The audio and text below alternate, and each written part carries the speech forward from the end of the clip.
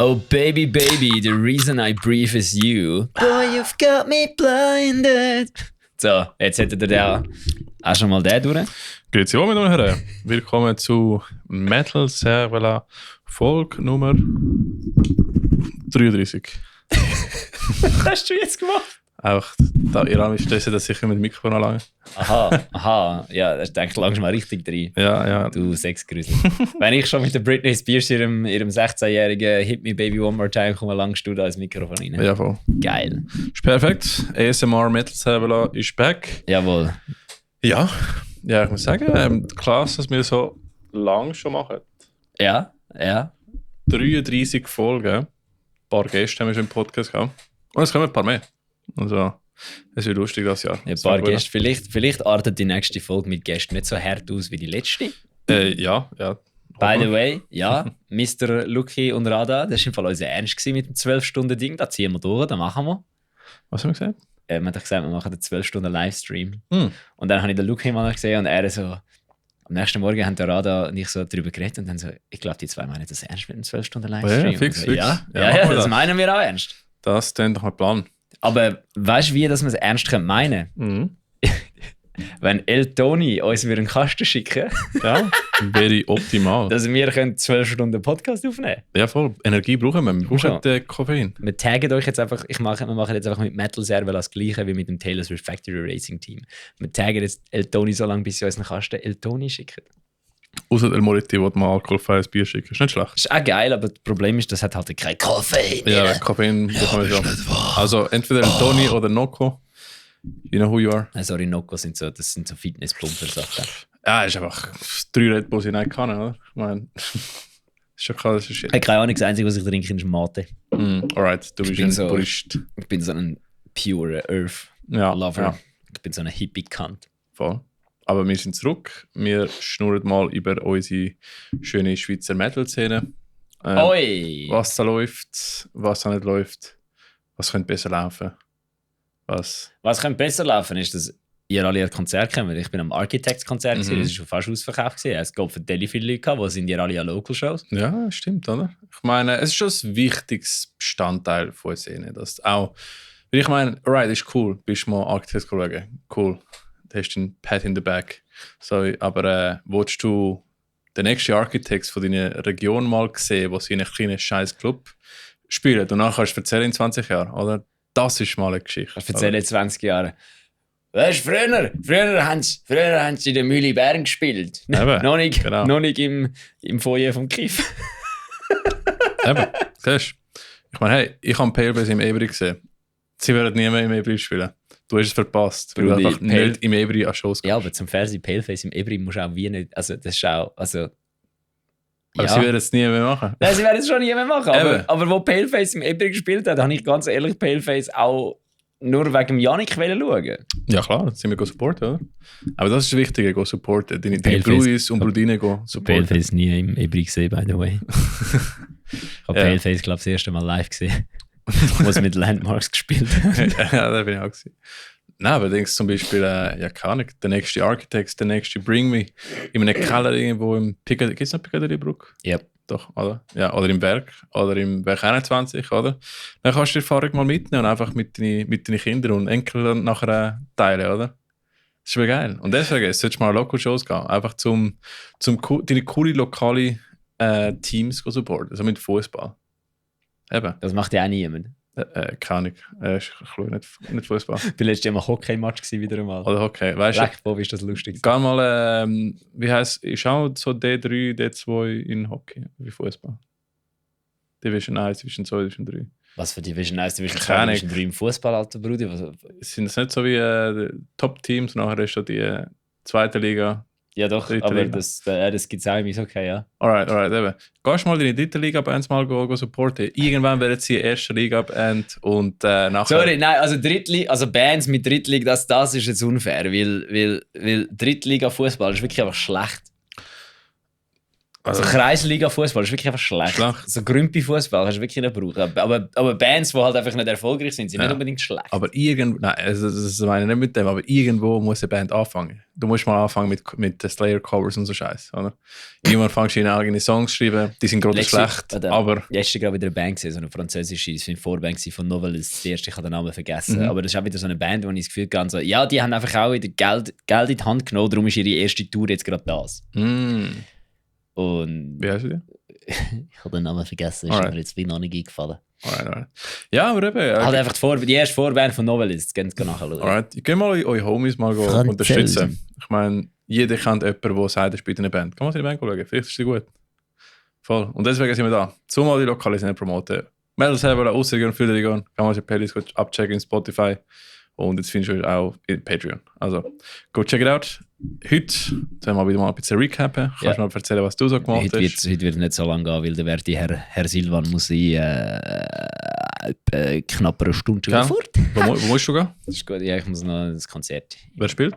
Dead Poet Society. Ist ja gut. Glaub's. Weißt du es? Ja, so Punk? Emo Alternative Rock. Von wo? Amerika. Okay, cool, ja. Ich glaube es Amerika. Gibst du noch einen Gruß? Ich sage nicht einen Gruß, ja. Hey, Gruß von Ricky! Ja. Aber ja. Was hast du so gemacht in letzter Zeit, Ben? Ich war am Skifahren. Ich war am Snowboarden. Ich war am Davos-Match. Es war noch lustig. Das erste Mal ein Hockey-Match, wo nicht einfach so irgendwie so Gefahr in der Luft war. So kein einziger Polizist habe ich gesehen. Nicht irgendwie Angst gehabt, dass ich auf die Fresse bekomme, wenn ich jetzt rauslaufe und den falschen Leuten anlatsche. So war das. Ja, dann sind Emil Bulls Konzerte. Dort ist leider eine Vorband ausgefallen. Mega sad. Wer hat gespielt? Mega sad, ist eine Vorband ausgefallen. Mega sad. Dann hat nämlich der Schweizer Opener Freezes Dana eine halbe Stunde länger spielen. Geil. Alter, ist das fucking Leute gewesen. Freezes Dana habe ich jetzt endlich mal live gesehen.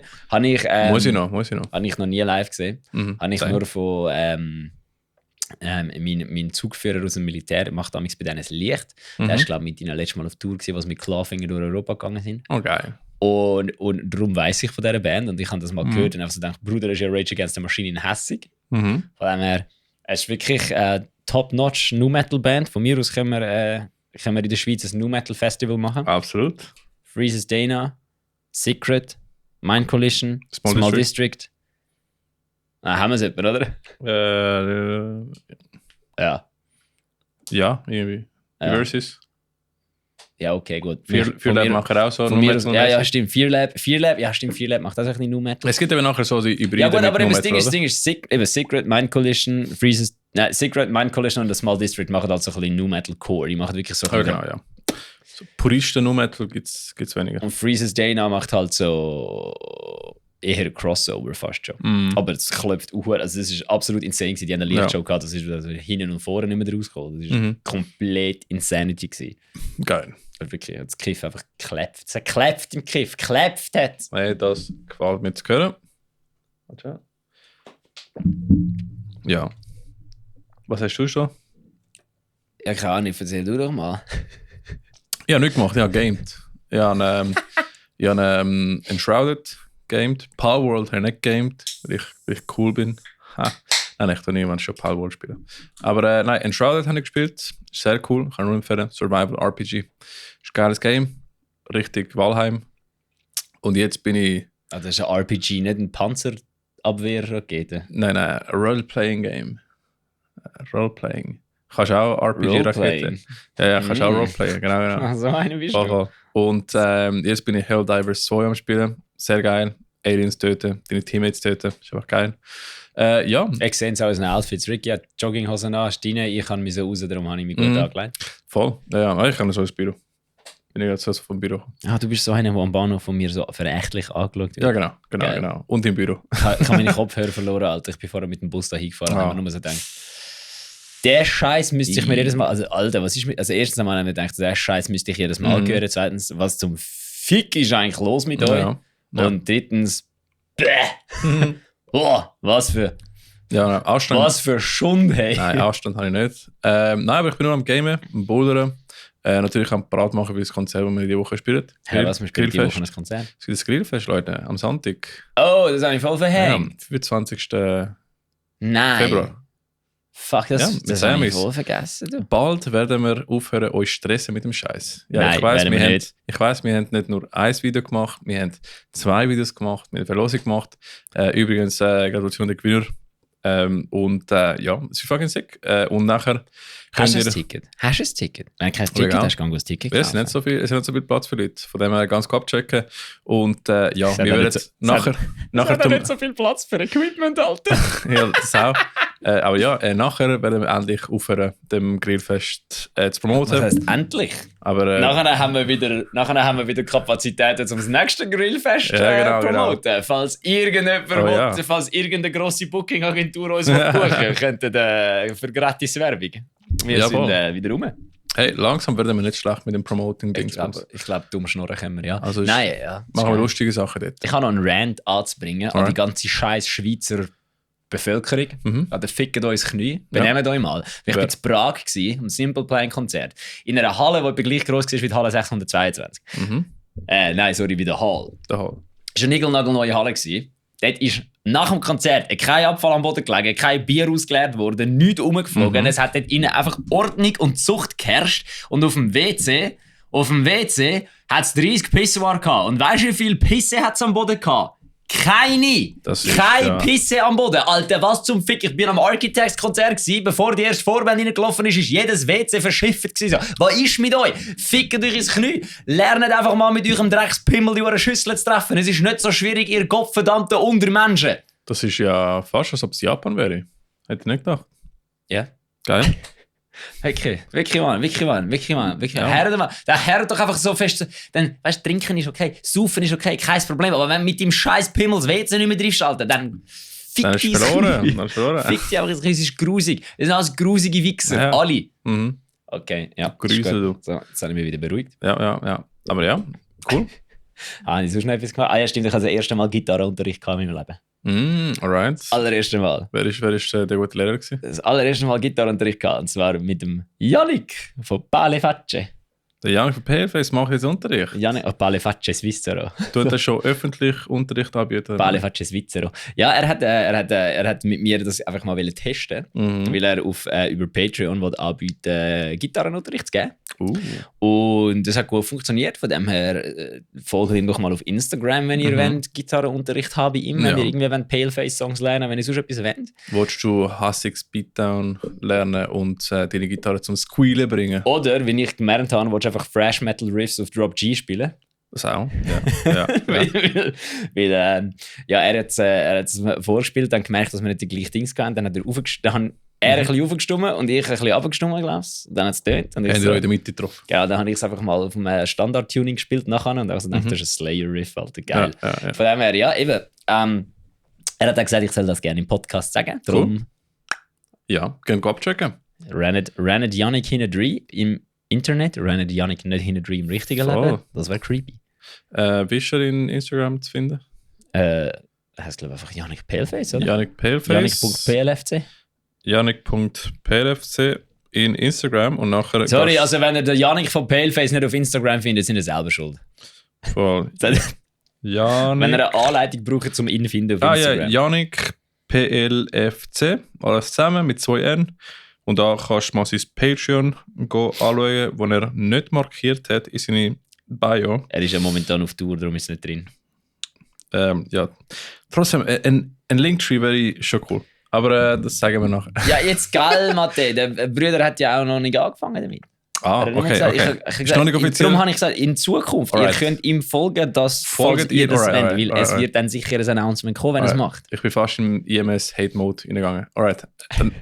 IMS Hate Mode, Alter. Hast du gesehen, was Bullet from a Valentine und Trivium gemacht haben? Ich habe es nicht gesehen, ich habe noch einen Kommentar gesehen. Sie haben einfach alles gelöscht auf ihrem Instagram und nur noch Alben, die jetzt dann 20 werden. Also ich glaube, der Poison-Album und irgendwie das Trivium-Album mit dem komischen Geist, was so macht. Du weißt ganz sicher welches. Mit dem Geist? Ja, mit irgendeinem keine Ahnung, was ist mir jetzt blöd.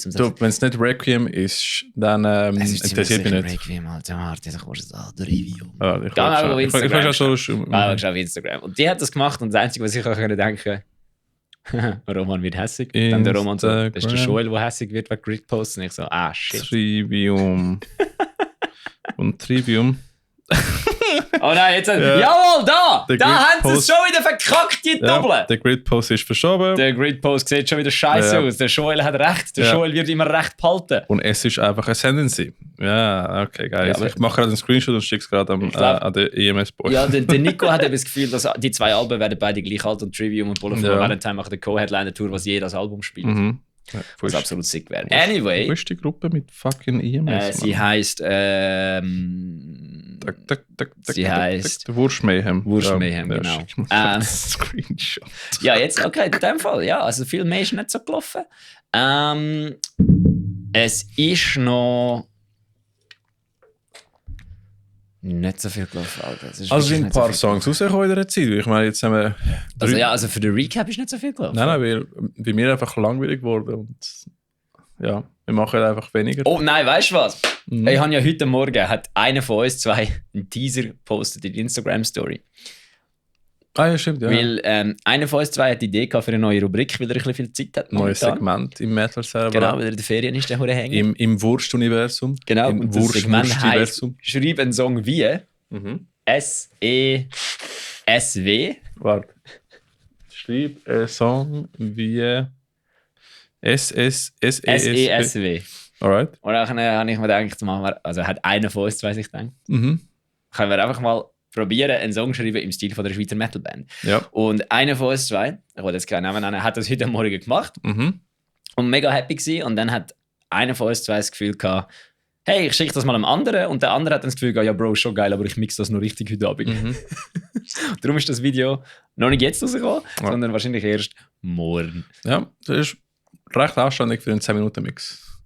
Ja, das ist recht anständig für einen 10-Minuten-Mix und recht okay. Also, ich bin schon fast fertig und nachher hat mein PC gecrashed und nachher musste ich es noch von vorne machen. Aber du, es ist nicht schlecht. Genau, also eben, wer den Song geschrieben hat, werde der morgen herausfinden. Wer das Mixing gemacht hat, werde der morgen herausfinden. Ja. Nein, ich finde es ein cooles Segment und du wirst den ersten raushauen und ich freue mich dann zum Hören und Schauen. Und vielleicht mache ich nachher auch selber mal eins, wenn ich mal Lust und Zeit habe. Ja, aber jetzt können wir raten. Schreibt mal DM, welcher Song das ist. Schreibt einen Kommentar bei dem Insta-Story, welche Band das es wird sein. Alright. Das wird völlig blöd, weil wahrscheinlich werden sie das gelost haben, nachdem es rausgekommen ist. Ja. Weil ich lasse es morgen einfach auf. Vielleicht. Ja. Egal, auf jeden Fall habe ich mir dort eben ein bisschen Zeit genommen und mir Mühe gegeben, um probieren, einen Song zu schreiben im Stil von einer Schweizer Metal-Band. Das heisst, wenn du das Gefühl hast, das könnte ein lustiges 2-minütiges Endeavor werden, um es zu schauen, dann schau es doch. Ja, es wird sicher lustig. Und am Schluss habe ich, tust du extra im Video so ein Bild, so wie Guess Who's the Pokémon, oder? Und nachher... Guess Who's the Pokémon, Alter. Wir können dann mal einfach auch eine machen, wo wir einfach einen Song schreiben und dann müssen die Leute raten. Und wir sagen nicht, welche Band das wir nachher machen. Und dann machen wir es so schlecht, dass einfach niemand drauf kommt. Könnt ihr nachher in den Comments einfach Leute raten und dann können wir es mal sagen. Das ist smart. Okay. Wieso haben wir das nicht gemacht? Weil wir dumm sind. Ja. Okay. Alright. Aber cool, das ist ein neues Segment, das wir ausprobieren, wenn wir Zeit und Lust haben zu machen. Ja, genau. Und es ist eigentlich eine sehr gute Songwriting-Übung. Das ist auch so. Ja, schon. Das stimmt. Und eine sehr gute Übung, du sollst den Bass DI aufnehmen und nicht mit dem Effekt. Aber, was denkst du, wenn die Leute auch mitmachen können? Wenn sie mal einen Song geschrieben im Stil von einer Schweizer Band und uns einfach schicken mit Posts. Ja, voll. Das kann Alright. Also, ja, wenn ihr Bock habt, schreibt mal. ja. Also kommt einfach so ein Sound, kommt einfach so ein Pfeil, also. Ja. Und wir tun nachher reacten. So, ich habe einen Song im Stil von Eversis geschrieben. Genau. Wir tun reacten und nachher raten, wer in welchem Stil es ist. Alright, geil. Cool. Ja, aber jetzt in der Zeit, wo wir nicht podcastet haben, hat es ein paar Releases gegeben. Es hat vor allem auch Sad News gegeben. Und News, ja, stimmt. Also, was sind News? Nein, das F ist der Brian. Metal Servola, Breaking News. Warte, ich muss noch schnell etwas machen, Ricky, bevor du die erste News anstimmst. Alright. Genau, du musst aber die erste News ansagen. Du darfst keine andere nehmen. Okay. Ich weiß, wohl, also, bist du ready? Ja, also, ihr kennt ja unseren englischen Schweizer Metal Podcast. der kleine Bruder von Metal Server. Und der heisst der Swiss Cheese Metal Podcast. Der Kleine hat Spass gemacht. Der Kleine ist voller Leben gewesen, voller Hoffnung. Er ist voller Hoffnung gewesen. Er ist etwa 4 geworden, ja, wenn man es auf Menschenjahr umrechnet. Er ist 4 oder 5 geworden, irgendwie so etwas. Wäre fast ein Kinski gekommen. Ja, aber dann müssen wir leider, wie sagst du? Beerdigen. No, we have to put it down. Ja, wir müssen einschläfern. wir müssen ihn einschläfern, weil... er isst einfach zu viel. Ja, der kann nicht mehr weiterlaufen. Er hat wie so ein Ross, wie so ein Rennross, hat so ein komplettes Bein jetzt. Das Bein gebrochen, ja. Nein. Spotify hat das Bein gebrochen, die Hurensohn! Voll. Nein, es ist so... stopp. Nein, ja, stimmt. Spotify hat gewisse Funktionen jetzt abgeschafft, um sich im Kernprozess oder Kernfunktionen fokussieren. Und der Music plus Talk gibt es nachher nicht mehr. Also du kannst nicht mehr schnurren und nachher einen Song laufen von einer Band. Und in dem Sinne auch ein paar Streams an lokale Schweizer Bands geben. Also ja, für jetzt gibt es halt keinen Swiss Cheese Metal Podcast mehr. Also ist so wie... Ja, Spotify, der nächste Podcast für dem ICU Festival 2024 wird in dem Fall einfach auf YouTube sein. Ja, voll. Aber ja, es hat Spass gemacht. Wir machen jetzt sicher mal etwas mit dem Swiss Cheese Metal Podcast. Eben nicht mit Musik. Vielleicht können wir mal etwas auf Englisch irgendwann machen. Vielleicht laden wir mal eine englisch sprechende Band ein. Ja, voll, genau. Und dafür werden wir es als englische Backup brauchen. Wir können eine Band einladen, die nicht aus dem deutschsprachigen Raum kommt. Zum Beispiel. Voll. Aber zum Beispiel Save Your Last Breath. Aber ja, dann... Die kommen aus Zürich. Aber ja, dann gibt es halt kein Swiss Cheese Podcast mehr, Swiss Cheese Metal Podcast mehr. Und es gibt keine EP-Reviews mehr. Ja, sehr. Die haben wir einmal gemacht für Polar-Shift. Das ist der erste und der letzte Review, den wir in Spotify machen. Aber Rudi, jetzt habe ich gemeint, jetzt ist das Ding wieder stehen geblieben. Nein. Das ist gut. Und ja, aber das ist News. Swiss Cheese Metal Podcast gibt es nachher nicht mehr wirklich so, wie ihr es kennt. Aber eben, vielleicht machen wir mal etwas Neues, dann tun wir ein Rebranding machen. Anyway, zu erfreulicheren News. Nämlich, das Greenfield hat es geschafft. Es sind ganze zwei Schweizer Bands am Festival, die nicht über den Greenfield Band Contest als Festival angekommen sind. Und zwar The High Times und Paleface. Ja. Beide ins Greenfield gekommen. Bei Paleface finde ich das sehr geil, weil ich weiss nicht, ob es mit dem zusammenhängt, aber könnte schon sein, dass der Paleface-Account, wo das Greenfield die zweite Bandwelle aufgeladen hat, einfach geschrieben hat, unten dran. Komm, zeigen wir denen mal, was gute, ehrliche Schweizer Handarbeitsmusik ist. Irgend so etwas haben sie geschrieben und dann haben anscheinend alle angefangen geschrieben, wieso ist Paleface nicht am Greenfield? Wieso spielt Paleface nicht am Greenfield? Jetzt haben wir mal eine Schweizer Band, die so durchstartet und sie spielt nicht am Greenfield. Ja. Und jetzt sind sie dabei. Also, jetzt sind sie dabei. Ist geil. Etwas hat es bewirkt. Ja, vielleicht wäre es, also ich weiß es ja nicht. Von wo kommen die High Times? Ich glaube auch nicht aus dem deutschsprachigen Raum, kommen auch aus Zürich. Alright, der englischsprechende Raum von der Schweiz. Der englisch sprechende Teil von der Schweiz, ja. Alright, cool, ja. Und dann gibt es noch, es gibt ein grosses Voting, wo ihr könnt für das Summerside Festival für eure Lieblingslokale Rock- und Metal-Bands voten. Genau. Es gibt mega viel zum Voten. Jawohl, wir sind viel zu voll, um das alles vorzulesen. Es gibt auch Bands, die nicht aus der Schweiz kommen und weil wir einfach keinen Bock haben, um das 70 Bands durchzuschauen, um zu schauen, was herkommt. Ja. Gehen einfach auf www.summerside.ch, dort aufs Voting und dort abstimmen für die Bands, die ihr wollt am Festival sehen. Oder ich habe sogar gesehen, eure Lieblingslokale Bands haben sicher mal schon gepostet zum voten. Also macht das, supportet eure Locals. Also wir haben es durchgeschaut. Das sind effektiv auch wirklich ein paar Bands dabei, wo wir schon darüber geredet haben. Ja, voll, definitiv. Und Expello haben sogar Kärtchen gemacht zum Verteilen, habe ich sehr cool gefunden. Expello hat Kärtchen? Kärtchen oder Kärtchen? Kärtchen mit so QR-Code zum voten. Geil. Recht gute Idee. Hey, Expello ist cool. Ich glaube, mit denen müssen wir mal reden. Geil. Okay. Cheers. So. Alright. Ja, gut, das sind News gewesen. Genau, wir kommen mal zu unseren Releases. Wir sind ein paar jetzt rausgekommen. Ja. Und tun wir mal kurz da auflisten. Erstens, unsere Proberaum-Nachbarn von Whiteouts. Gerade wollte sagen. Nicht ein Radio, sondern Raid 409. Ich weiß nicht, warum ich ein Radio 409 geschrieben habe. Hast du nicht geschrieben? Ich habe es nicht geschrieben, weil ich ein Radio gelesen habe und dann ich so, jetzt verarsche ich den Ricky. Ja, Raid 409. Unsere Punk-Nachbarn haben das Debütalbum rausgebracht, Blank. Der ist, ich glaube, letzte Woche rausgekommen. Sie haben sogar eine Show gespielt im Bereich 21. Mit Homewards. Mit Homewards, ja, habe ich gesehen. Oh. Ich habe leider nicht können gehen. Und Malkiev, irgend so etwas. Mhm. Ja, sehr cool.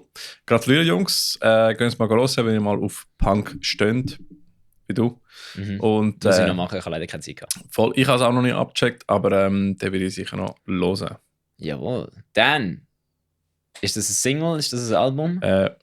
Ist das ein EP? Ich bin nicht sicher, ich glaube, es ist Auf jeden Fall ist es von Ruined Mhm. und es heisst Anything at All. Ja, voll. Den habe ich noch nicht gelesen, aber Ruined habe ich mega gerne. Ruined ist cool, ja. Ja, macht wirklich gute Musik. Also sie sind cool gewesen und dann sind sie Single. Ruined. Ja, Single. Alright. Single. Alright. Kann ich abchecken. Absolut geil. Gerne Scheiß. Dann, der ist halt noch nicht raus, aber der kommt raus und ich bin mega gespannt, weil das ist ja wie kann ich sagen, der verlorene Brüder von Butch. Stimmt. der hässigere Butch von Neuchâtel. Also Neuchâtel. hässig. Butch ist jetzt auch hässig. Butch ist hässig, aber der ist... Butch ist wieder gut drauf. Aber der prügelt dich doppelt so hart. Nein. Wir sind alter Bruder. Der Butch geht pumpen. Sehr gut. Das gefällt mir. Butch geht pumpen, der ist Ja. parat. Der macht Asylum Dying nachher. Jeder, der nicht weiss, dass wir den Sänger von Versus Butch nennen, anstatt Ja. Luca. Ja, genau. Kommt das natürlich nicht raus, aber Voll. Aber Sema ist eben, der Sänger von Blown hat eine sehr ähnliche Stimme zum Butch von Versus. Und Ja. deswegen finde ich lustig, so die verlorene Brüder. Und die Band Blown finde ich recht cool. Die hat uns der Carlo von Brilliant Sandy empfohlen. Und sie bringen jetzt ein neues Album am 29. Februar, also eigentlich eine Woche. Und ich bin sehr gespannt, weil die machen härte so New Metal Crossover. Ist recht geiler Scheiß. ja, die ist dann auch nochmal New Metal Band. Ja, voll, genau. Ich habe letztens den Best gehört. Vom nicht deutschsprachigen Raum. Nicht in Zürich. Aber das mal nicht in Zürich. Nicht in Zürich. Nein, ich glaube, es sind von Neuchâtel. Ja, genau. Ich habe letztens den Best gehört. Der Zusammenbruch von der Sanität. Ja, die haben im Kiff probt. Ich habe ihn im Kiff gesehen. Ich habe den Björn von A Small District gesehen und ihn Björn geholt sagen. Sie proben im Kiff? Ja, Breakdown of Sanity ist schnell gesehen. Auf Instagram und sie ganze postet ihre Tourpräparation. Stimmt, sie sind am Preppen, ja. Und sind Small District auch gewesen, oder? Ich bin am Konzert gewesen und dort ist einfach der Björn von Small District gewesen und der Carlo. Den habe ich einfach nicht gesehen, weil der Björn etwa 2,5 Köpfe grösser ist als der Carlo. Mhm. Dann habe ich so in der Crowd den Björn gesehen und bin ihm geholt sagen und dann ist der Carlo einer gestanden und habe ihm Carlo auch gesagt. Cool. Mega cool gewesen. Ein Gruß. Ich freue mich, auch wenn ich immer gesagt habe, ich verstehe es nicht. Ich freue mich trotzdem darauf, sie live zu sehen wieder. Ja. Weil es schon geil war beim letzten Mal. Ja, genau. Ich ist nächstes Mal in der Schweiz. Yes. Soweit ich weiß. Ja, aber eigentlich Außer du willst nach Japan fliegen. Ich würde sehr gerne nach Japan fliegen zum Breakdown of Sanity Ja. sehen, aber das ist halt wie, wenn sind es? Keine Ahnung. Sind sie im April? Ich glaube, es ist ziemlich schnell. Also, Sind sie im April? voll. Ja, vielleicht. Also ich bin sehr gespannt, was sie da machen. Ja, Alright, ja, geil. dann, ja, die kennen wir auch. Nächster Release von AMPM. Mhm. Das sind die Openers, wo wir in der Mühle waren, gell? Genau.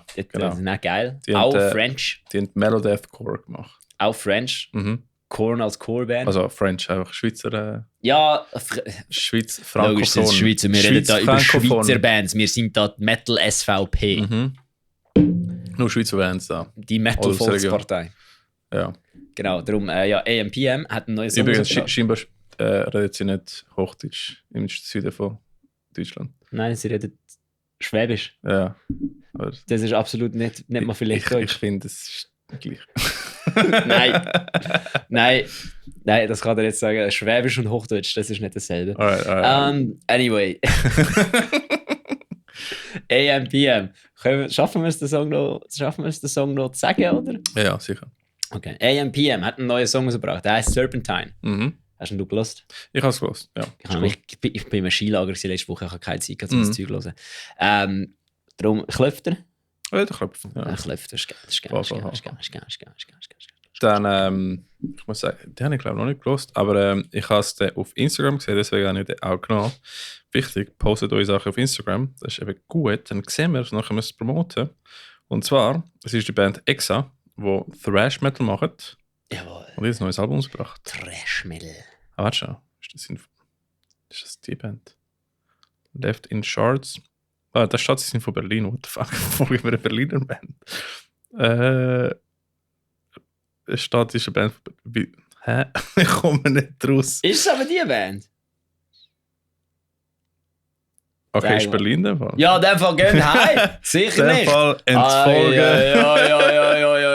Ja, gerade löschen das Save. Ja, komm, das ist von Hey, der Fahne, du. Aber die nächste Band ist definitiv aus der Schweiz, weil es ist Civil Execution. Alright, ja, Civil Execution ist der Projekt von der Dona von Xaner Audin ist. Mit seinem Das habe ich mich Bruder. noch gefragt, ist er? Ja, Alright. er ist. Und sie machen coole Sachen. Ich finde interessant, sie machen so eine Mischung aus Thrash Metal mit so Breakdown, Core. Also so Breakdown, so Metalcore, Deathcore Vocals. Also ich bin sehr gespannt, wenn sie mal mehr Breakdowns machen mit dem Donna. Nice. Voll. Aber die meinst du, Donna fängt nicht gerade an brennen, wenn der Breakdown spielt? Lass mal die Ruhe, die Tunen in Ruhe. Ich glaube, der Donna ist bereit zum Breakdowns zu schreiben. Aber ja, parat ist er schon, aber vielleicht wirst du einfach so Unholy Hell, kommt einfach gerade so geht er in Flammen auf, weil irgendwie der Metal Messiah kommt und mit dem Flammenwerfer nicht true genug. Oder? Donna spielt so ein Breakdown, kommt so Metal Jesus so. Sorry boy. Oder es ist Schießt so mir wie, so in den Kopf. oder ist so wie Dark Peter Parker, seine Haare gehen auf die Seite, so wird Emo. Aber ja, voll. Ja, Civil Execution haben einen neuen Song I The Nest rausgebracht.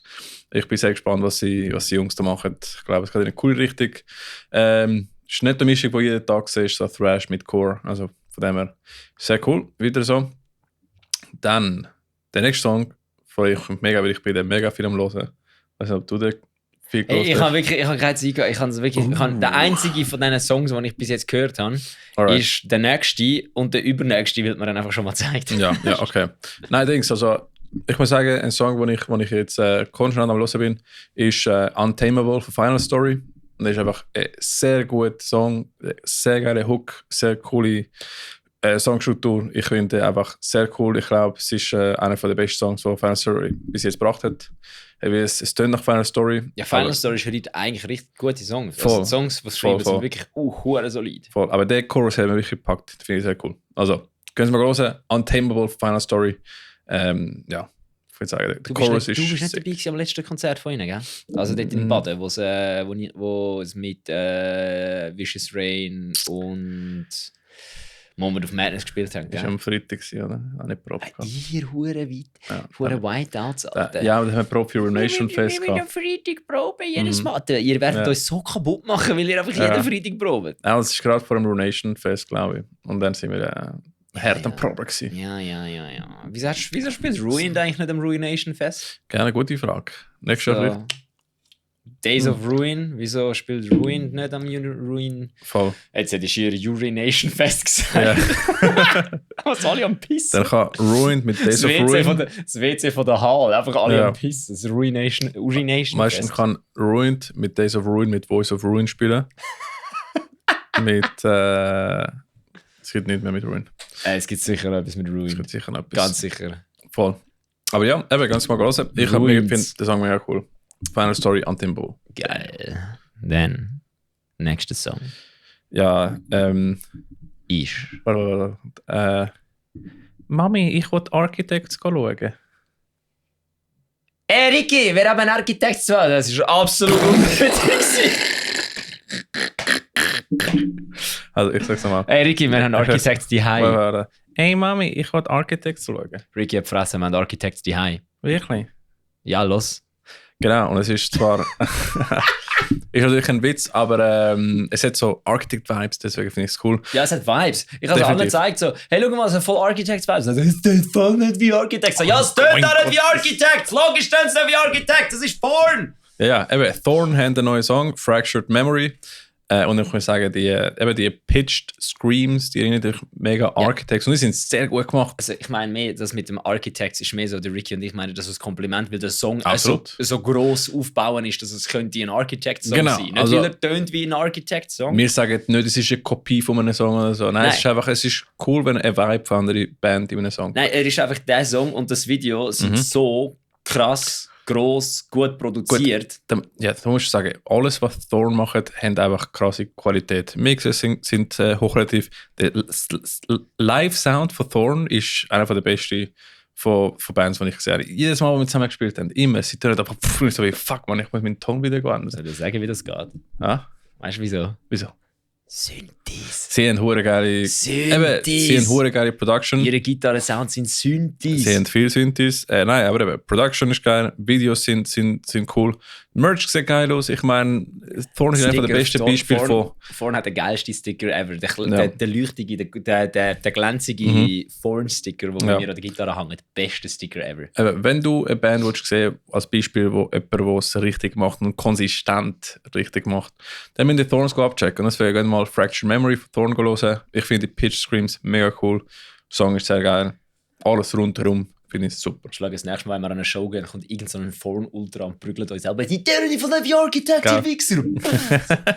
Ja, nochmal. Voll. Sie tönen nicht wie Architects, aber sie könnten Architects sein. Genau. Also, das ist es. So, das könnte... Alles, das, was der Song... Es könnte vom Level her könnte es Architect sein. Nicht? Es tönt wie Architects. Es könnte die Band sein. Machen wir ein kleines Spiel. Von wegen, wir haben das die Hause. Ja, Mami, ich will Unearth schauen. Unearth? Oh shit. Ja, wir haben musst nicht auf Kalifornien, wir haben Unearth die Hause. Ja, wer ist das? Trust the Shark und Days of Ruin. Yes, genau, tipptopp. Warte, jetzt muss ich einen bringen. Ja. Fuck. Mami, ich will Lorna Shore schauen. Nein, wir haben Lorna Shore die Hause. Wer denn? Das wäre ein Delusionist und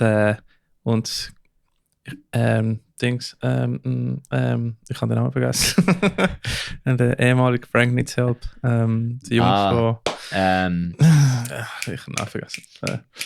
Ja. Die haben sowieso ein Logo, das ich nicht erkenne. Shallow Descent. Ja, Shallow Descent. Shallow Descent und ein Delusionist, genau. Machen wir noch eine. Was haben wir noch so viel? Mami, ich will All Time Low hören. Ich kann noch. Okay, sag du schnell All Time Low. Mami, ich will All Time Low schauen. Ja gut, dann komm mit, wir haben All Time Low daheim. Wer? Alien Bubblegum. Ist das die Richtung? Ja, es ist auch guter Pop-Punk. Alright. Es klingt nicht 1:1 wie Alien wie heisst es? Wie All Time Low, aber... Alright. Aber ich glaube, das sind so die grössten Beispiele von dem. Und eben, das ist mal ein ich habe noch einen. Ein Kompliment. Ich habe noch einen. Alright.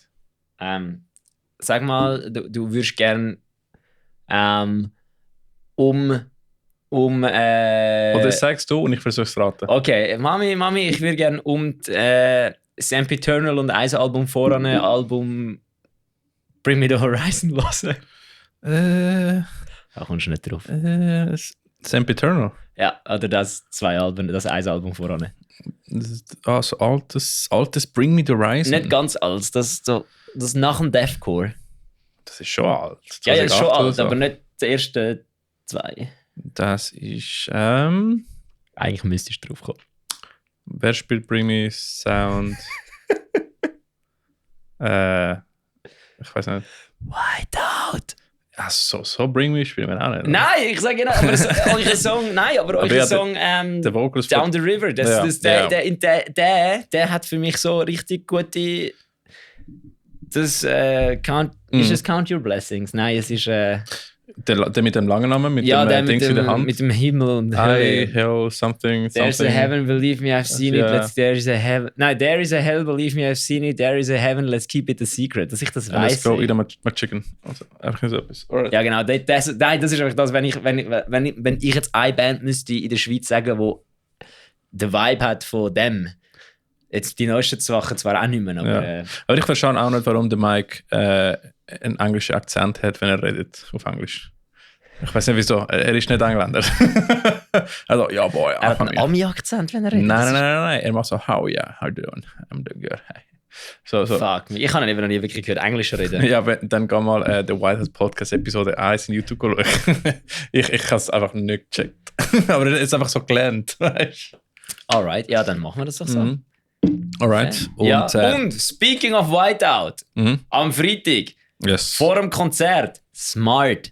haben sie noch mal einen Song rausgebracht. Also, Yes. sie werden am Freitag vor dem Konzert einen Song rausgebracht. Ha, jetzt haben wir es mit der Deutschen. Deutsche Grammatik. Ist das Orthographie oder Grammatik? Orthographie. Ich weiß es nicht. Ist eigentlich gleich. Der Song wird dann geheissen H. Ja. Nein, es stimmt gewesen. nicht, weil er heisst immer noch. Der Song wird dann heißen. Der Song wird dann heißen Cut Through 23.2. Nein, es ist der Datum. Ja, ich weiß. Alright, Cut Through 23.2. Das ist so, wie wenn du in der Bibel ein Kapitel sagst, oder? Könnt ihr den Song bitte am Sonntag so ansagen? Mit Cut Through 23. Ich kann ihn ansagen. Nein, aber ihr könnt jetzt könnt ihr also noch kurz pre-saven, aber sonst am Freitag könnt ihr es hören. Cut Through, unser neuer Song. Whiteout auf Spotify. Spotify, Instagram.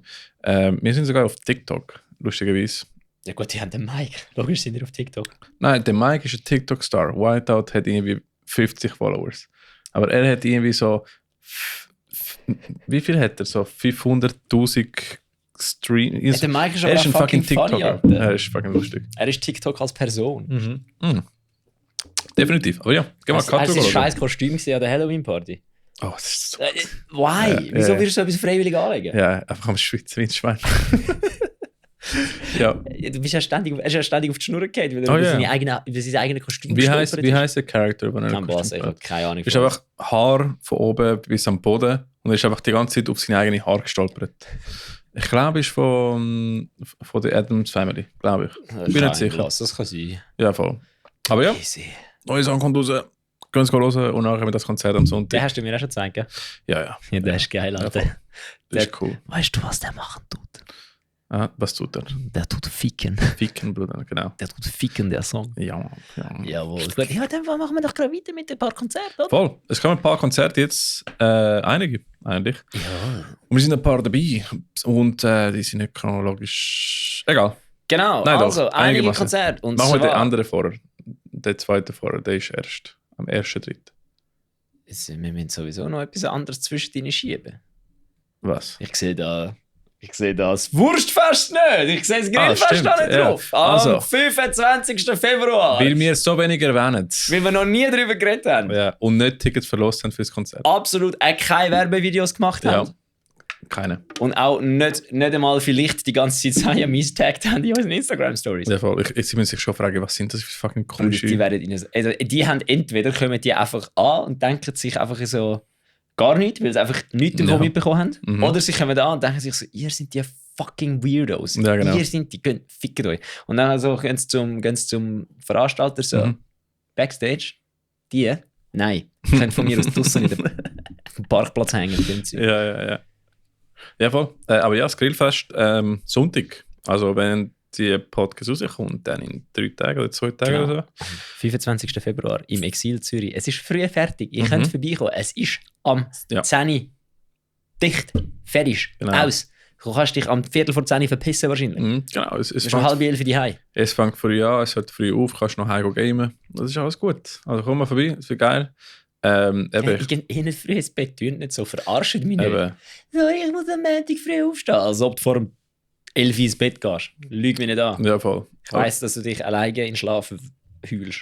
Ja, ist oder cool. das zweite in Schlaf heulst. Ihr heult euch alle in Schlaf, ihr hört Metal-Musik, ihr seid depressiv. Genau, deswegen, es ist cool. Siamese sind auch eine super Band und ich habe Fotos gesehen von ihrer Tour aktuell und sie fühlen fucking viel größere Venues als Exil. Ja, aber das ist im Fall Nothing More, gell? Ah? Sie sind mit Nothing More auf Tour. Wer ist Nothing More? Die Band, die sie supportet auf ihrer Tour. Die grossen Venues, die du siehst, sind von der Nothing More Tour. Details. Ja, sie spielen auf jeden Fall in riesigen Hallen. Sie spielen, unter anderem haben sie gespielt in dieser Halle, die ich in Prag gesehen habe, wo keinen am Boden gepisst hat. Ah, schön. Sie haben gespielt. Ja. Also, sie sind eine grosse Band, sie spielen nämlich in so 5'000-6'000er Locations. Von dem her, kommen Sie im Exil schauen. Dann könnt ihr sagen, ihr habt sie noch im Exil gesehen, bevor sie in der Halle gespielt haben. Genau. Voll. Jawohl. Also. Ja, das wäre geil. Dann, am 1. März, ich weiß nicht, was für ein Tag es ist, aber im Berg Freitag. 21 fliegen die Füste. Es spielen einige coole Bands. Einerseits Forlorn Sky, Umriss, The Sun is a Giant, super Name. Molotov, Yes. Crackfist, Jawohl. yes, und XOXO. Der Casper? Nein. Das ist, wer spielt entweder Mitglieder von Life Crush oder Divine Sentence. Ich weiß es nicht. Hauptsache es gibt Schläge. Ich glaube, es gibt Schläge wahrscheinlich, ja. Ist es X in XOXO für Straight Edge oder ist es einfach für Ich weiß nicht, ob XOXO? sie mehr in Emo-Richtung oder mehr HC-Richtung gehen. Aber allgemein sind coole Bands dort. Und wie heißt der Bruder nochmal, wo in Life Crusher und in Paper X Wrists spielt? Der Basil. Der Basil. Ich glaube, der Basil spielt sogar bei Forlorn Sky und bei XOXO. Der Basil spielt bei Forlorn Sky. Fuck, der spielt dann in 2 Bands an dem Abend, glaube ich. Bin nicht sicher. Aber Also so wie ich das gesehen, rein wie ich es einschätze, könnte der Basil Forlorn Sky, Umriss, The Sun is a Giant, Molotov und XOXO spielen, weil bei Crackfist spielt er nicht, das weiß ich. Alright. Ja, der Basil spielt in fast jede fucking Band. Hauptsache es ist hässig.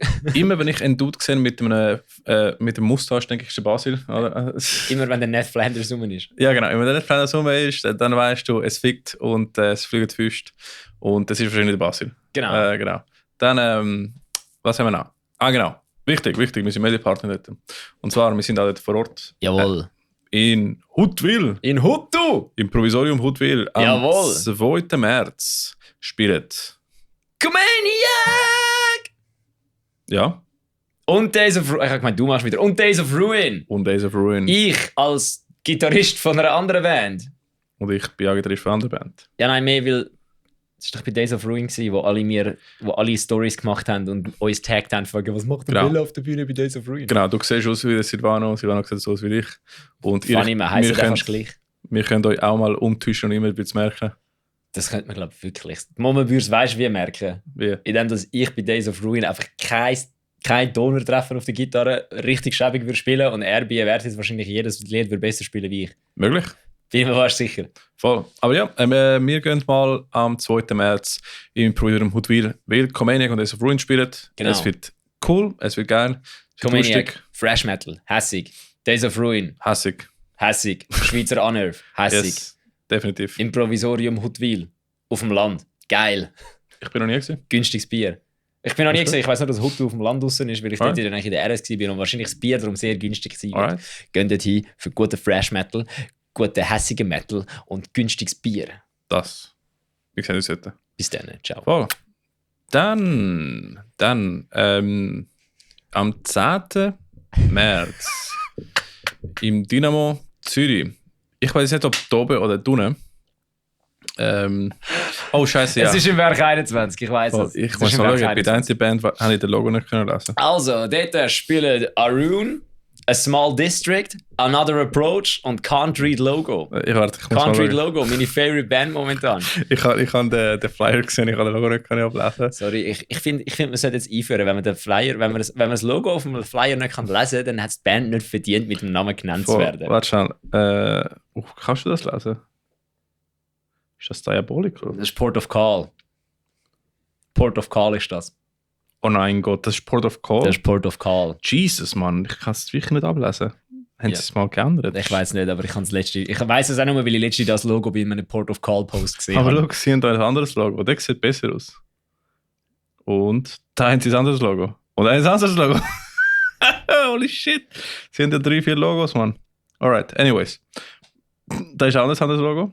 Das sind 5 verschiedene Logos. Ja. Also Jungs, Branding, bleibt mal bei eins Logo. Aber ja, in dem Fall. Arune, Port of Call, mit einem sehr komischen Logo. A Small District und Another Approach. Das ist am 10. März im Dynamo. Werk 21. Ist oben oder unten, weiß ich Werk nicht. 21. Es steht Jugendkulturhaus Dynamo. Also, Hä? eben, also ich weiß nicht, machen sie es oben? Ah, sorry, dann habe ich es falsch gelesen. Ich habe gelesen Wasserwerkstraße 21, darum habe ich gemeint, das sei im Werk Hey, 21. vielleicht ist es oben, vielleicht ist es Tut mir unten. leid. Wir Keine finden Ahnung. es raus, gerne vorbei, ihr könnt es dann herausfinden. Gleiches Gebäude. Das Ding ist eben einfach, weißt du, es spielt das Small District, wir sollten eigentlich gehen.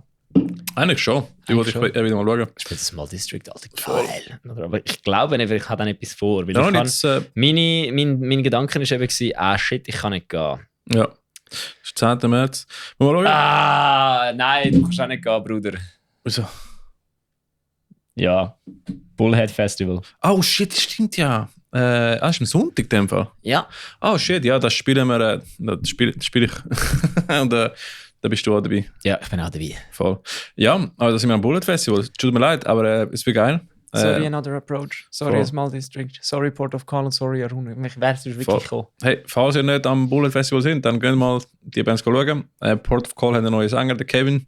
Bin sehr gespannt, was jetzt alles gekocht wird. Stimmt, der Kevin, der hat so böse Vocals. Mega. Also ich bin sehr gespannt. Arun kenne ich nicht, müssen wir mal abchecken. Another Approach können wir ja. Und Small District sind auch sehr cool. Würden wir das I reinmachen, würde es heißen wie das Thai-Restaurant in Baden, Arunje.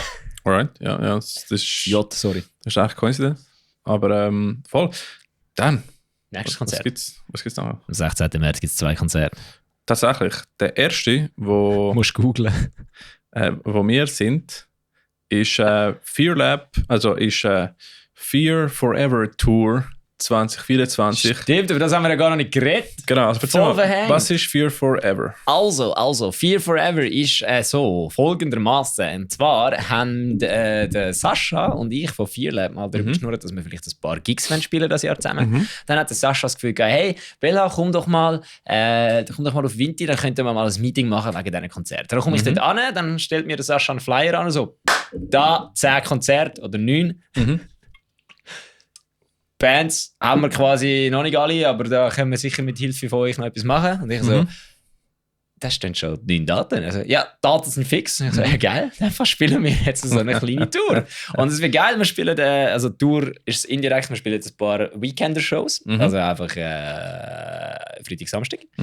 Und unter anderem spielen wir 2 Shows in Polen, das wird absolut Confetelli insane. Und die erste Show von denen ist mit The Kate Effect, Eversis und Fear Lab. Yes. Als kleine Tradition eröffnen wir die Tour in Zürich im Ebrietas. Weil, wie der Ricky gesagt hat, man muss durchs Ebrietas durch. Genau. Und wer weiß, vielleicht ist das letzte Mal, wo Eversis im Ebrietas siehst, wie nachher spielt sie im Hallenstadion. Soll ich etwas sagen? Es ist ein Wunder, dass wir im Ebrietas spielen. Weil der Timo weigert sich eigentlich, den durchzuspielen. Ja, also ich bin sehr gespannt. Timo hat vor 5 Jahren gesagt, nie mehr spielen wir im Ebri. Und... Sorry, Timo. Heute sind wir da. Nein, aber ich bin sehr gespannt. Das wird cool. Ich auch. Es wird vor allem wahrscheinlich saumäßig dämlich, weil der Kate-Effekt ist etwa gleich deppert wie Fear Lab und mir. Die fickt hart. Ja, vor allem, sie sind auch geistig auf dem gleichen Level wie die anderen 2 Bands. Ja, also das kommt absolut nicht gut. Ja, und weißt du, was auch nicht so gut kommt? Nein. An dem Tag musst du auch einen Podcast aufnehmen mit mir. Fuck, stimmt. Ja, das ist ja easy, das schaffen. Ja. Das schaffen. Voll. Aber ja, das wird sehr cool. Ich bin sehr gespannt. 16. März im Ebri. Gehst du mal ein Bier trinken im Ebri und dann gehst du ab ins Konzert. Hast du jetzt gegoogelt, was andere Konzert ist an dem Tag? Weil, darum habe ich gesagt, du musst es noch googlen, weil der Ricky hat professionell, wie er ist, geschrieben, dass am 16.03.2024 das Konzert von Messiah, nämlich das 40-jährige Geburtstagskonzert mit Poltergeist und Comaniac ist. Dann hat er ihnen geschrieben, er muss es googlen, und als ich ihm vorher den Cue gegeben habe, dass er es googlen soll und ich das andere Zeug erzählt habe, hat er es halt wie nicht googelt. Darum muss ich jetzt da schnell kurz überbrücken. Ja. Aber Messiah wird 40. Bruder, und 40. Die Band gibt es 11 Jahre länger wie uns 2. Ja, das ist crazy. Die machen immer noch Musik miteinander. Weißt du, wie viele Bands hätten sich schon etwa 8 Mal aufgelöst in diesem Zeitraum? Ja, voll. Alle anderen. Hey, steht da irgendwo? Quasi alle anderen im Raum Baden hätten sich in dieser Zeit Bands schon 30 Mal aufgelöst. Hey, ich finde nicht ein Konzert. Schau mal, wer spielt dort? Messiah und Poltergeist. Und Comaniac. Comaniac haben sicher gepostet. Comaniac ist gut. Ja, weil die postet ihre Sachen, das ist wichtig. Und das ist auch nicht im Profil. Verdammte Scheiße. Es ist irgendwo in Zürich, glaube ich. Also, schauen wir Poltergeist. Messiah hat letztes Mal im Kiff gespielt, so eine Show. Ja, Poltergeist. Look, Poltergeist, Hands. Ja. Sehr gut. Also, das ist am 16. März und das ist... Wo? es steht Special Record Release 40 Years Anniversary with Guests, Poltergeist, Comaniac. Samstag, 16. März, aber es sagt nicht wo. Wahrscheinlich ist einfach das Bild abgeschnitten. Weißt du, wie ich meine? Ja. Ja. Aber wo ist... Der Kommentar! Wo? Ja, eben, also... Okay, jetzt einmal noch kurz. Ich google das Ja, schnell. googlen wir schnell Messiah. Wir brauchen jetzt Konzert. wirklich Google. Jetzt sehen Ja, wir mal, was er mit uns anrichtet. Messiah-Konzert. Messiah veröffentlicht im März Dynamo.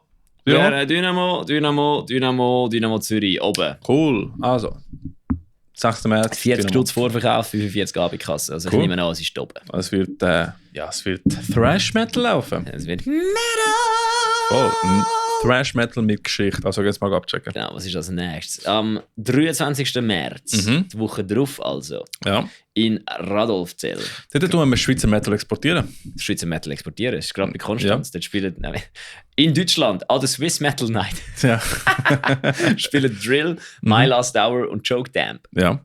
Es ist im Sböckle in Radolfzell, Okay, Deutschland. das ist, Alter, sorry. Weißt du, was Spöckle heisst? Was? Das heisst, das Böckchen. Jetzt sag mir mal, wie das Hochdeutsch sein. Sböckle?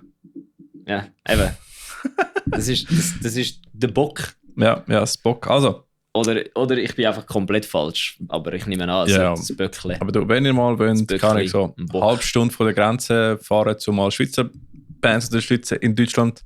Gehen wir mal Swiss Metal Das einzige Night. Problem ist, es ist zwar schon noch mega nah an der Schweizer Grenze, aber Konstanz ist halt weit rechts raus. Ja, das stimmt, ja, voll. Von dem her, wenn ihr in der Ostschweiz wohnt, ist das aber ganz sicher völlig easy zum Gehen. Von dem her, 23. Gut, März. von Schaffhausen ist auch nicht Geht so dort weit. Ja, sie in der Karte noch gesehen. Zum Ah, okay. Aber dann Ja. ist es irgendwo zwischen ihnen. Ja, ist ja, Ja, gleich. es geht so in der Richtung. Auf jeden Fall. Genau. Wenn ihr dann das Gefühl habt, ich habe noch nicht genug Schweizer Metal gehabt Mhm. an diesem Wochenende, dann könnt ihr am Sonntagmorgen, am 24.03. Ja. in Mülli d'Eiswil neben Bern gehen, Mhm. weil dort ist Mülli Metal Matinee. Ja. Das heisst, Brunch und auf die Fresse. Und früher. Früh. Ja, wow, das Ja. ist sehr interessant. Es fängt am Morgen um 10 Uhr glaube ich, an. Kannst Ja. go brunchen und wenn du bruncht hast, kannst du nachher noch Es gibt Brunch und Punch, oder? Ja, Brunch and Punch. Brunch und Punch halt. Brunch and Punch, Brudi. Das ist geil. Ja, spielt A Small District. Geil, Ja, Nice to Eat You. geil. Days of Ruin Geil. und Omisis. Genau. Ja. Könnt ihr dort hingehen, Brunch und Punch. Mhm. Sorry, Metal Matinee. Ist zwar schon ein geiler Name, Metal Matinee, Ja. aber Brunch und Punch ist Brunch and besser. Punch ist schon ein sehr guter Name. Also, falls ihr mal wieder mal eine Metal Matinee macht, Brunch and Punch ist eine coole Idee. Genau. Voll. Ja, gut, Damen und Herren. Wo ist der Tinder? Ich glaube, der ist der vielleicht. Das Fiss? Vielleicht. Nein, Nix. zurück. Nein, das ist der Das ist der Brian. So, wir haben Musiker-Tinder wieder mal. Jawohl. Und zwar. Genau, also der Fear. Was?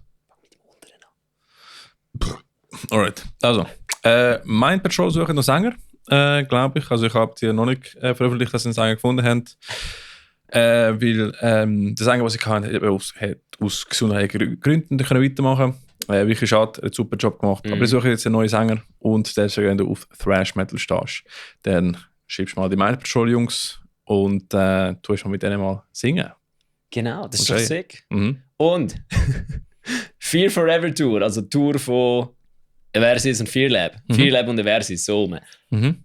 Wir suchen noch eine Location, weil leider ist schon im 7.16. ein Konzert abgesagt worden in einer Location. Mhm. Und ich habe jetzt mit sehr vielen, nicht sehr vielen, aber mit ein paar Locations schon Kontakt aufgenommen. Mhm. Bei der einen, die einen hätten sehr gerne mit uns veranstaltet. Das Problem ist einfach, weil alles Studenten sind und dann Abgabezeit ist von ihren Termin, geht es nicht. Die anderen schreiben nicht zurück und wenn du anläutest, sagen die Chefin, schreibt er heute Abend gerade zurück und dann läutest du nochmal an, weil sie nicht zurückgeläutet haben und dann heisst es, oh, sie hat immer noch nicht zurückgeläutet. Ich sage, na, sie soll zurückgeläutet und dann organisierst du sogar eine Local Band dort in der Nähe und schickst nochmal ein E-Mail raus und sie schickt dir immer noch nicht zurück. Aber ist voll okay. Kann passieren.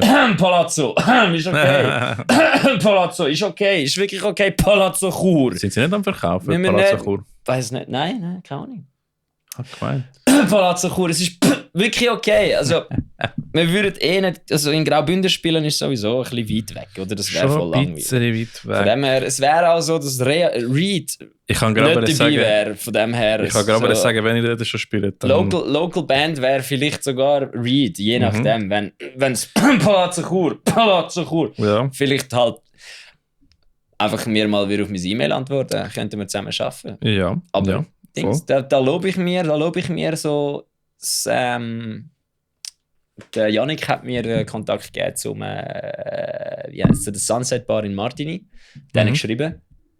Alter, keine 10 Minuten später kommt das Mail zurück. Hey Silvan, I'm very sorry, we cannot do this. I have too many shows already. Ich gesagt, fair, gut, danke vielmals. Merci für das. Gut, ich meine, keine Antwort ist auch keine Antwort. Also keine Antwort ist auch eine Antwort. Palazzo. Dann einfach... Dings könnt ihr mal anschreiben. Ich habe euch den Kalender angeschaut, es ist noch nichts dann. In Saint-Légier haben sie so eine Bräuerei, wo sie Metal-Shows veranstaltet. Das ist geil. Also von dem her, nein, falls du irgendjemanden kennst, falls du irgendjemanden bist, falls du eine Location hast, am besten nicht gerade im Raum Baden, weil wir ja im gleichen Monat noch in Baden spielen.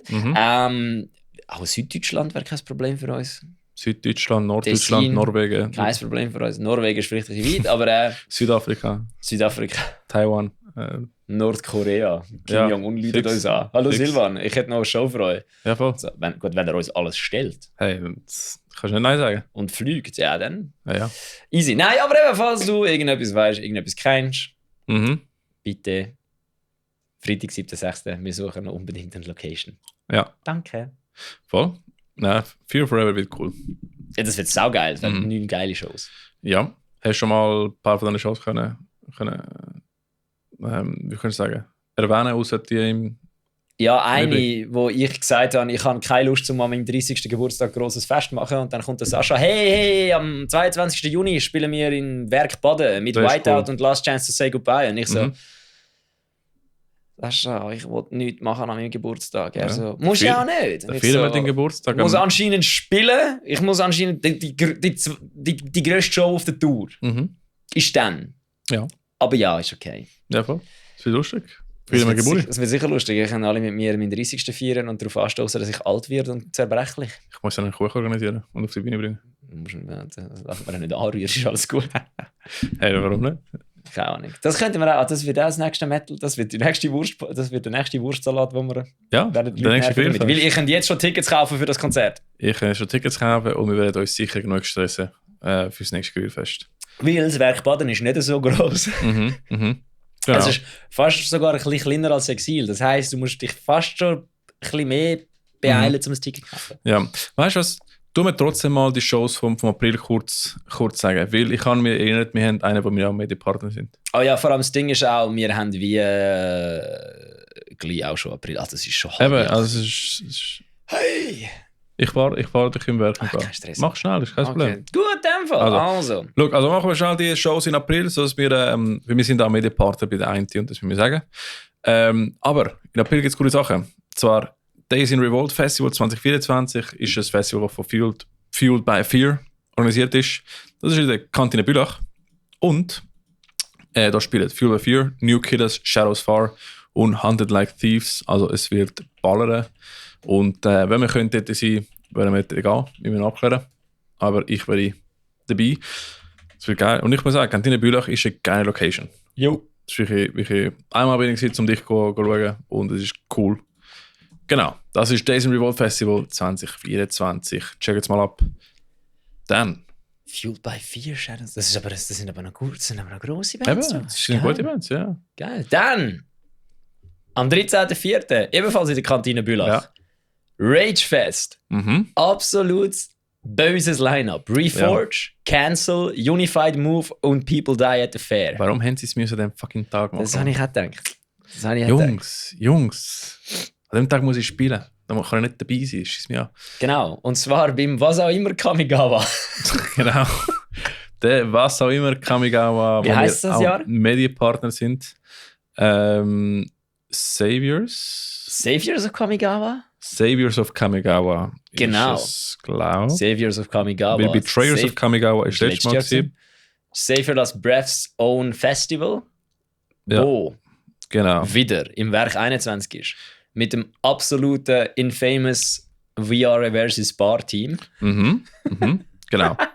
Und, das ist der Headliner vom Abend. Genau. Nichts anderes ist wichtig. Samstag, 13. April 2024 im Berg 21 spielen ganz coole Bands. Jawohl, coole und Bands. zwar spielen Lotrify, Henriette B., Save Your Last Breath und Whiteout. Und Whiteout.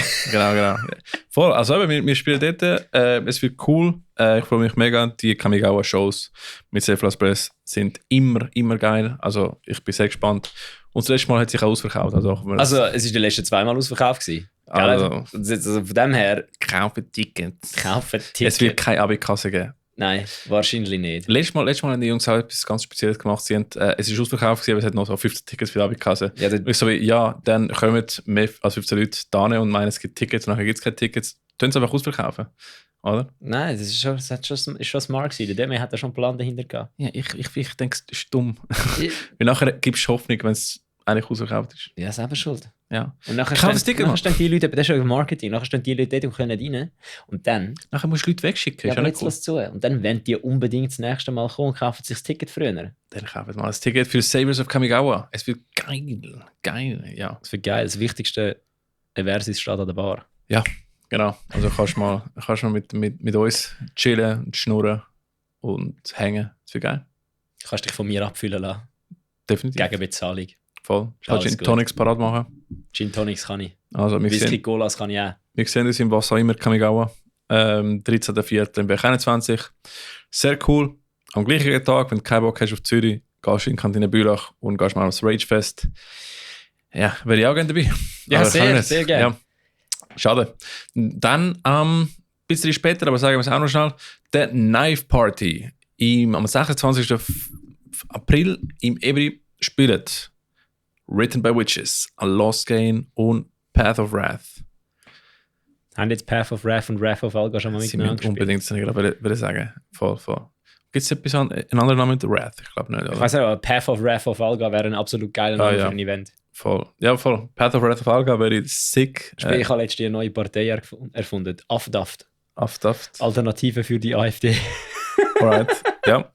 Das können wir auch machen. Aber ja, eben Knife Party, Written by Witches, A Lost Game und Path of Wrath am 26. April im Ebri, Zürich. Es wird cool. Ebri ist aber auch geil. Haben wir gerne. Und ja. Haben wir? Ja, an dieser Stelle tun wir uns, wie angekündigt, bei unseren Patreons bedanken. Wir haben das Patreon, ja, meine Damen und Herren. Wir machen das aus Leidenschaft, einfach so uns unterstützen. Dann findest du uns in Patreon unter Metal.Serverla, Metal.Serverla, bin ich auch sicher.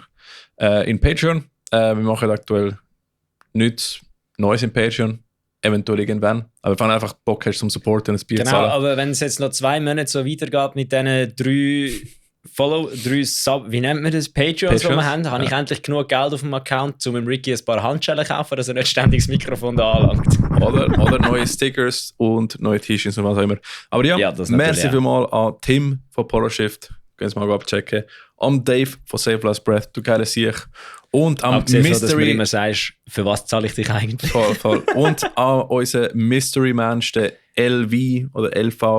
Kannst du auch sagen, falls du in einer Band spielst oder in einem Projekt hast, wo du promoten. Aber sonst, unser Mystery-Mensch, der LV. Wir haben 3 Patreons, ihr seid die Besten. Ihr seid OG-Würst. Liebet euch. Und das war Folge Nummer 33. Yeah! Ciao zusammen. Wo ist das Outro? Intro. Ist das Intro? Das Intro ist C, gell? Ja. Ah, fuck, das ist nicht C. Ah!